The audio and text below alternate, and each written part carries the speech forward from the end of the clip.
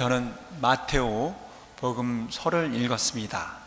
우리는 매 미사 때마다 이렇게 복음을 듣고 또 복음을 읽고 하죠. 여기에서 복음은 우리가 말할 때 성경 중에 한 부분으로서 예수님의 말씀과 행적을 담은 글을 보통 복음이라 합니다. 하지만 복음은 좀 더 포괄적인 의미를 가지고 있죠. 예수님께서 선포하신 하느님 나라 그 자체가 복음이죠. 기쁜 소식. 복음은 그러니까 성서책의 한 어떤 부분 이상으로 어떤 하느님께서 예수님께서 전하신 기쁜 소식이라고 할 수 있습니다. 하지만 이 복음이 기쁜 소식이 누구에게는 기쁜 소식이지만 또 누구에게는 그것이 껄쩍지근한 귀에 거슬리는 그런 언짢은 소식이 되기도 합니다. 바로 오늘 복음에 등장하는 수석 사제들과 백성의 원로들이 바로 그들인 것이죠. 오늘 복음에서 예수님은 두 아들의 비유를 바로 그들에게 들려주십니다.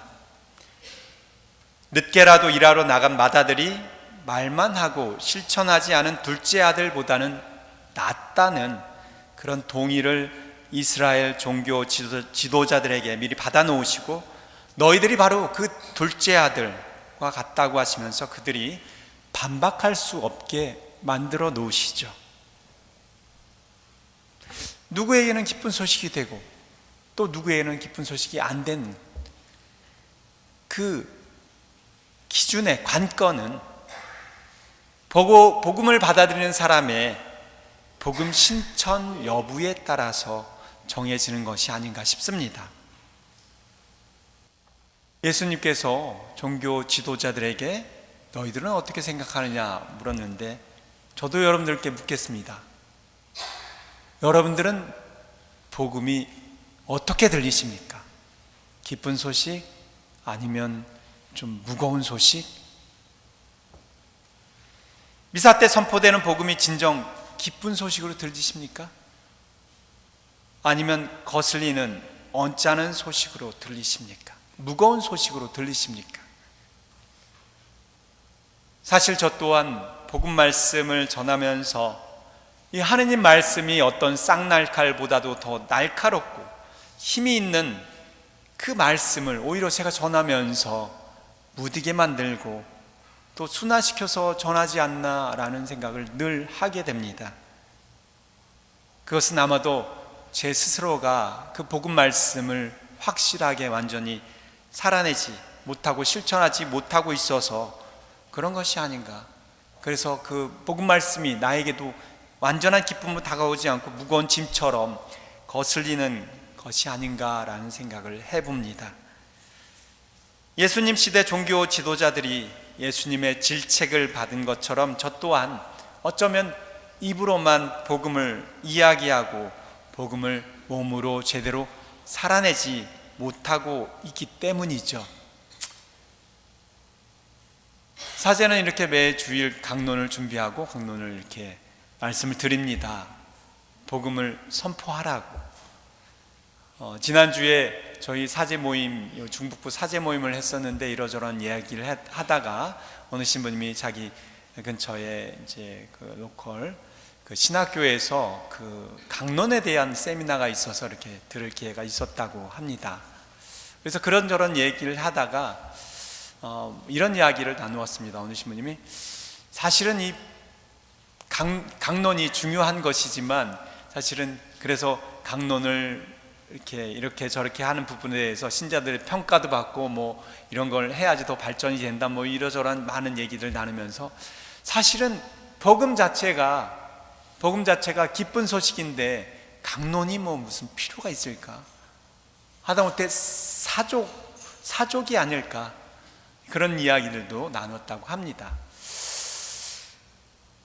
저는 어쩔 때는 사족이 아니라 오히려 복음의 방해가 되게 내가 전하고 있는 것은 아닌가라는 생각까지도 하게 됩니다.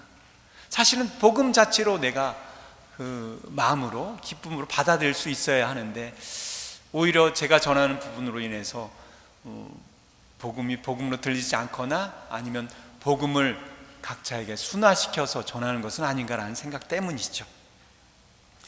그래서 그런지 어쩔 때는 제가 말로만 그나마 이렇게 전하고 행동으로 못하는 나의 모습들을 보면서 예수님 시대 종교 지도자들이 예수님의 질책을 받은 것처럼 저 또한 입으로만 전하면서, 그렇기 때문에 그 지도자들에 대한 질책이 복음서에 전달이 되면, 그것이 읽혀지게 되면 그것이 그들에게 전하는 것이 아니라 바로 나에게 하는 것이 아닌가라는 그런 자책까지도 하게 됩니다. 9월 순교자 성월이 이제 다 지나가고 있습니다. 우리나라의 자랑스러운 순교자분들은 당신들이 들으신 그 복음을 실천에 또 행동으로 그대로 옮기신 분들이라고 할 수 있겠죠. 그 당시 하느님을 믿는다는 것은 죽음을 각오해야 했던 시대였습니다. 그럼에도 불구하고 우리 신앙 선조들은 그 복음을 온몸으로, 삶으로, 또 죽음으로 살아가신 분들입니다.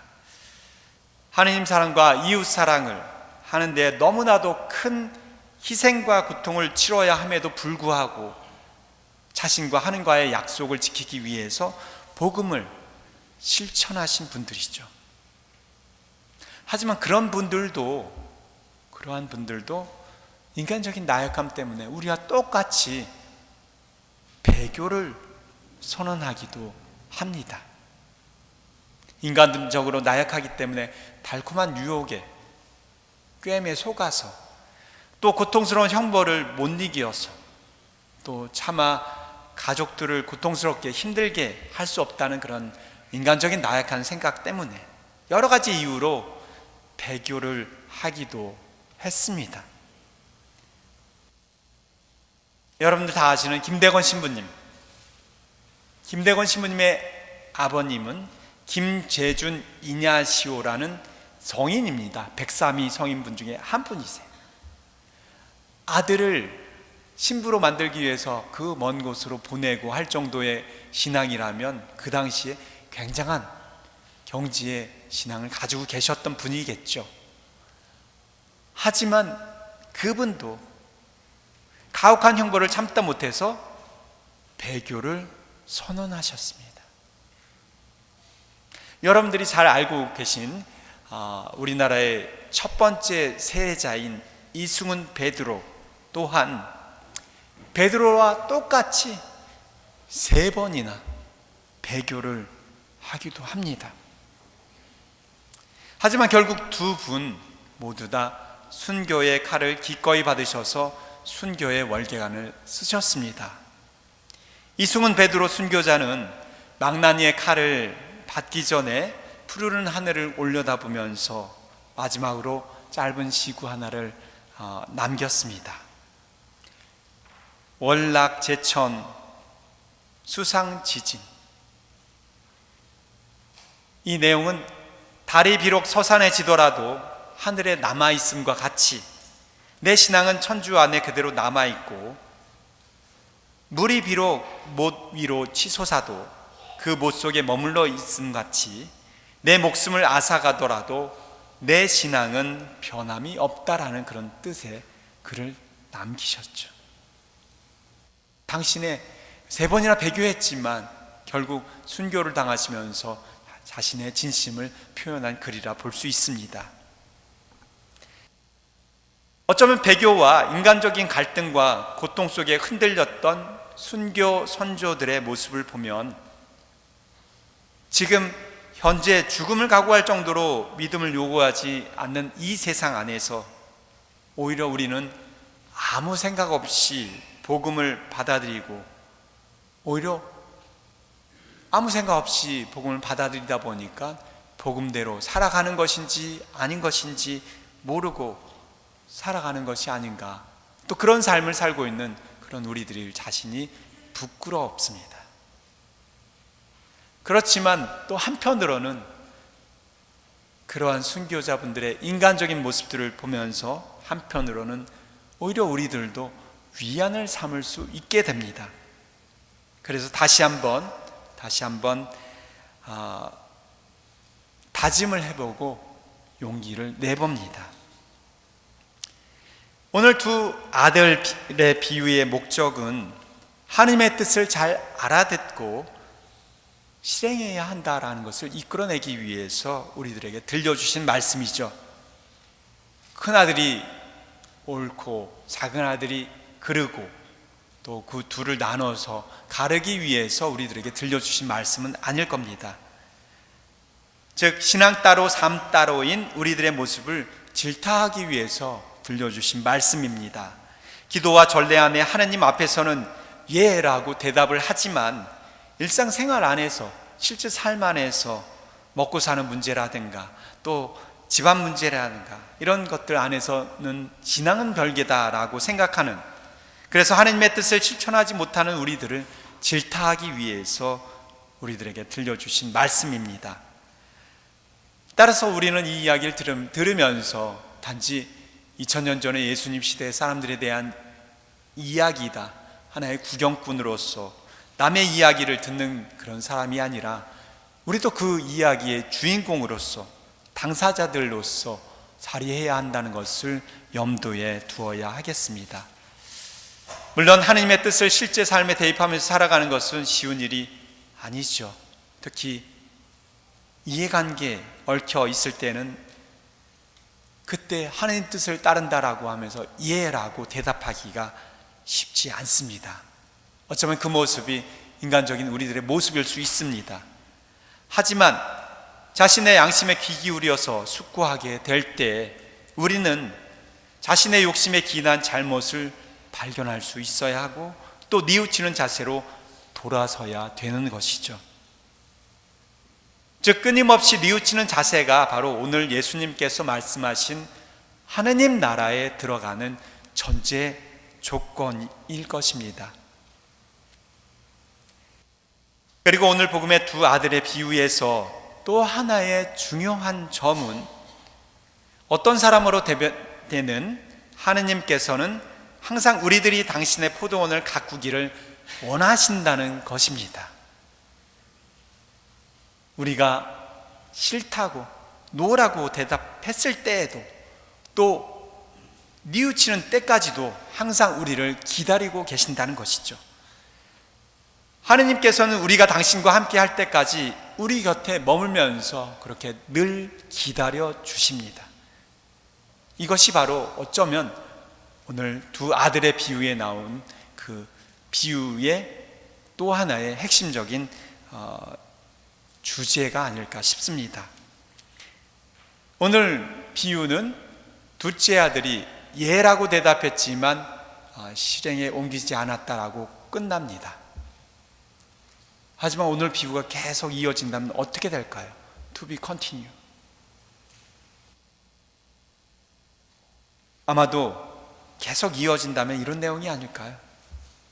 하나님께서는 맏아들이 싫다고 했지만 뉘우치고 일하러 올 때까지 함께 하기를 바라시면서 기다리고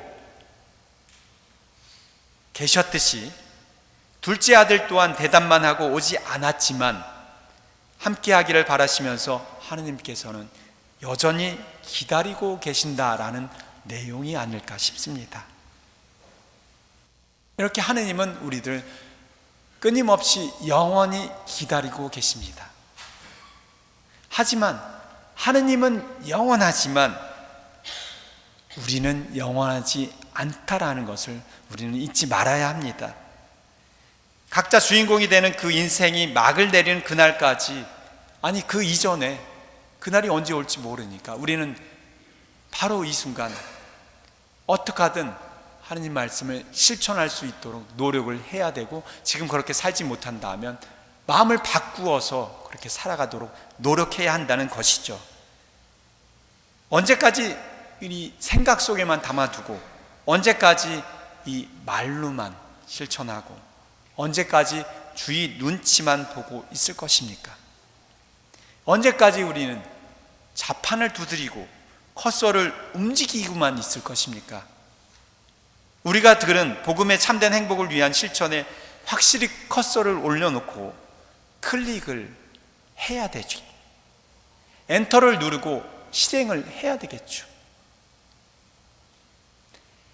언제나 주님께서는 하나님 나라 사이트에 들어왔다가 이리저리 배회하는, 그리고 서핑만 하고 있는 무리들을 늘 기다리고 계신다는 것을 잊지 않았으면 좋겠습니다. 오늘도 저는 여러분께 다시 힘주어 말씀드리겠습니다. 미사가 끝났으니 가서 복음을 실천하십시오.